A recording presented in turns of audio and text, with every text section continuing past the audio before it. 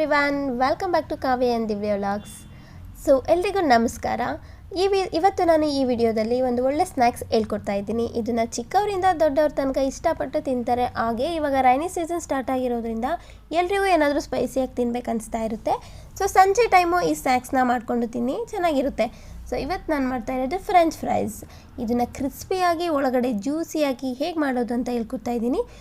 ಮೊದಲಿಗೆ ನಾನಿಲ್ಲಿ 4 ರಿಂದ 5 ಆಲೂಗೆಡ್ಡೆ ತೊಗೊಂಡಿದ್ದೀನಿ. ಅದನ್ನು ನೀಟಾಗಿ ವಾಶ್ ಮಾಡಿಕೊಂಡು ಪೀಲ್ ಮಾಡ್ಕೊತಾ ಇದ್ದೀನಿ. ಸಿಪ್ಪೆಲ್ಲ ತೆಗೆದು ಇನ್ನೂ ಒಂದು ಸರಿ ವಾಶ್ ಮಾಡಿಕೊಂಡು ಇವಾಗ ನಾನು ಕಟ್ ಮಾಡ್ಕೊತಾ ಇದ್ದೀನಿ. ಫಸ್ಟ್ ಇಲ್ಲಿ ನಾನು ಆಲೂಗೆಡ್ಡೆ ಆ ಕಡೆ ಈ ಕಡೆ ಸ್ವಲ್ಪ ತೆಗ್ದಾಕ್ಬಿಡ್ತಾ ಇದ್ದೀನಿ. ತೆಗ್ದಾಕಿ ನಾವು ಫ್ರೆಂಚ್ ಫ್ರೈಗೆ ನಾವು ಯಾವಾಗಲೂ ಉದ್ದವಾಗಿಯೇ ಕಟ್ ಮಾಡ್ಕೋಬೇಕು. ಅದಕ್ಕೋಸ್ಕರ ಫಸ್ಟ್ ನಾವಿಲ್ಲಿ ಸ್ಲೈಸ್ ಮಾಡ್ಕೊಳ್ಳೋಣ. ನಾನಿಲ್ಲಿ ನನಗೆ ಎಷ್ಟು ದಪ್ಪ ಬೇಕೋ ಅಷ್ಟು ದಪ್ಪ ನಾನು ಫಸ್ಟು ಸ್ಲೈಸ್ ಮಾಡ್ಕೊತಾ ಇದ್ದೀನಿ.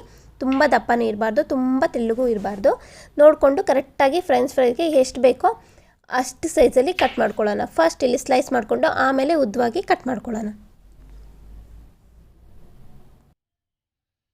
ನೀವು ನೋಡ್ತಿರ್ಬೋದು, ನಾನೀಗ ಉದ್ದುದ್ವಾಗಿ ಕಟ್ ಮಾಡ್ಕೊತಾ ಇದ್ದೀನಿ. ಸೈಜ್ ನೋಡಿಕೊಂಡು ನಿಮ್ಗೆ ಎಷ್ಟು ಬೇಕೋ ಅಷ್ಟು ಕಟ್ ಮಾಡ್ಕೊಳ್ಳಿ.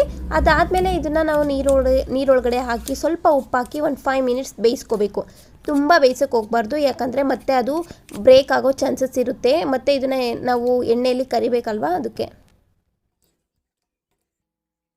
ಆಲೂಗೆಡ್ಡೆ ಹಾಫ್ ಬಾಯ್ಲ್ ಆದರೆ ಸಾಕು. ಇದು ರೆಡಿಯಾಗಿದೆ. ಇದನ್ನು ಇಳಿಸ್ಕೊಳ್ಳೋಣ. ಇನ್ನೊಂದು ಪಾತ್ರೆಯಲ್ಲಿ ನಾನು ಕೋಲ್ಡ್ ವಾಟರ್ ತೊಗೊಂಡಿದ್ದೀನಿ.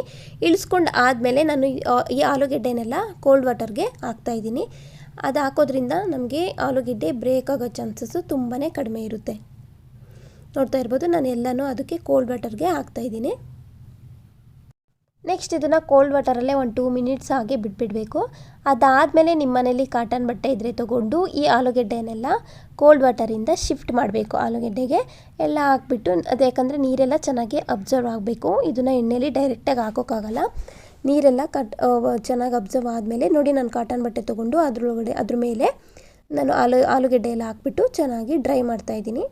ಯಾವುದೇ ನೀರಂಶ ಒಂದು ಸ್ವಲ್ಪನೂ ಇರಬಾರ್ದು. ಅಟ್ಲೀಸ್ಟ್ ಇದನ್ನು ಒಂದು 10 ಮಿನಿಟ್ಸ್ ಆದರೂ ಹೀಗೆ ಮಾಡಾದಮೇಲೆ ಹಾಗೆ ಬಿಟ್ಬಿಡಬೇಕು. ಸ್ವಲ್ಪ ಅದು ಡ್ರೈ ಆಗುತ್ತೆ. ನೆಕ್ಸ್ಟ್ ಇದಕ್ಕೆ ನಾನು ಕಾರ್ನ್ಫ್ಲೋರ್ ತೊಗೊಂಡಿದ್ದೀನಿ. ಒಂದು 2 to 3 ಸ್ಪೂನ್ ಕಾರ್ನ್ಫ್ಲೋರ್ ಆ್ಯಡ್ ಮಾಡ್ತಾಯಿದ್ದೀನಿ. ಈ ಕಾರ್ನ್ಫ್ಲೋರು ಚೆನ್ನಾಗಿ ಮಿಕ್ಸ್ ಆಗಬೇಕು. ನೀವು ಕೈ ಇಟ್ಟು ಮಿಕ್ಸ್ ಮಾಡೋಕ್ಕೆ ಹೋಗಬೇಡಿ, ಅದು ಬ್ರೇಕ್ ಆಗಿಬಿಡುತ್ತೆ. ಆದಷ್ಟು ಸಾಫ್ಟಾಗಿ ಚೆನ್ನಾಗಿ ಮಿಕ್ಸ್ ಮಾಡಬೇಕು. ನೆಕ್ಸ್ಟ್ ನಾನು ಬಾಣಲಿಲಿ ಆಯಿಲ್ ಕಾಯಕ್ಕಿಟ್ಟಿದ್ದೀನಿ. ಇದು ಕಾದಿದೆ.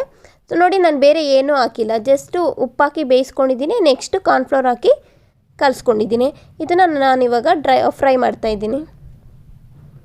ಇದನ್ನು ನಾವು 2 ಟೈಮ್ಸು ಫ್ರೈ ಮಾಡಬೇಕು. ಫಸ್ಟ್ ಒಂದು 5 ಮಿನಿಟ್ಸ್ ನಾವು ಫ್ರೈ ಮಾಡ್ಕೊಂಡಾದಮೇಲೆ ಎತ್ತಿಟ್ಕೋಬೇಕು. ಮತ್ತು ಒಂದು 10 ಮಿನಿಟ್ಸ್ ಆದಮೇಲೆ ಇನ್ನೂ ಒಂದು ಸರಿ ನಾವು ರೀಫ್ರೈ ಮಾಡ್ಕೋಬೇಕು.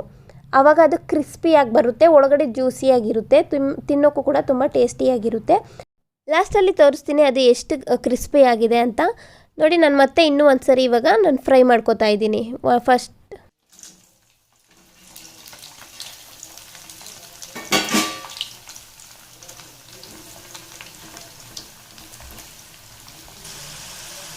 ಇದನ್ನು ಎಣ್ಣೆಯಿಂದ ಹೊರಗಡೆ ತೆಗ್ದಿದ್ದೀನಿ. ಇವಾಗ ಒಂದು 2 ಮಿನಿಟ್ಸ್ ಆದಮೇಲೆ ನಮಗೆ ಬೇಕಾದಷ್ಟು ಖಾರ, ನೀವು ಎಷ್ಟು ತಿಂದರೆ ಅಷ್ಟು ನೋಡಿಕೊಂಡು ನಾನು ಇವಾಗ ಖಾರದ ಪುಡಿನ ಇದಕ್ಕೆ ಆ್ಯಡ್ ಮಾಡ್ತಾಯಿದ್ದೀನಿ. ಸಾಲ್ಟ್ ಹಾಕೋ ಅವಶ್ಯಕತೆ ಇರಲ್ಲ, ಆಲ್ರೆಡಿ ನಾವು ಬೇಯಿಸ್ಕೋಬೇಕಾದ್ರೇ ಸಾಲ್ಟ್ ಹಾಕಿರ್ತೀವಿ. ಇದನ್ನು ನಾವು ಟೊಮೊಟೊ ಕೆಚಪ್ ಜೊತೆ ತಿಂದರೆ ತುಂಬಾ ಟೇಸ್ಟಿಯಾಗಿರುತ್ತೆ. ನನಗಂತೂ ತುಂಬಾ ಇಷ್ಟ, ಯಾರಿಗಿಷ್ಟ ಅಲ್ಲ. ನೋಡ್ತಾ ಇರ್ಬೋದು ಎಷ್ಟು ಚೆನ್ನಾಗಿದೆ. ನಿಮಗೆ ಸೌಂಡ್ ಕೂಡ ತೋರಿಸ್ತೀನಿ ಅದು ಎಷ್ಟು ಕ್ರಿಸ್ಪಿಯಾಗಿದೆ ಅಂತ ನೋಡಿ.